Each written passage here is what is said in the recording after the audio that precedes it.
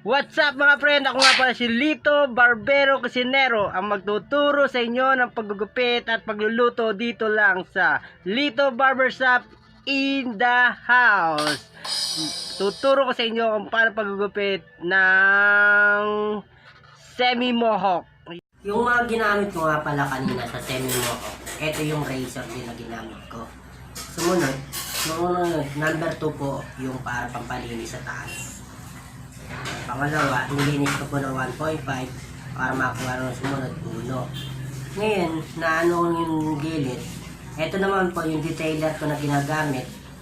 Itong detailer, yung pampadesign ko, tapos pampaano ko ng bevel cut para maano yung mga bevel cut, yung mga design na ginagawa ko. Sa isa kong video, hindi ko nabanggit, ito ginamit ko na pang-design yung detailer ko. Tapos ito yung labaha. Ano to, tinatapon yung blade. Pagka gamit ang isa, iniiwan na yan, pinapalitan ko ng bago para hindi maano. Tapos ito yung mga sukulay. Tapos yung itong paborito kong gunting, ito talaga, yan talaga yung gunting na maganda akong tumakas, malaki at maganda magtrabaho. At ito naman ang isa, yung tining scissor para sa ibabaw.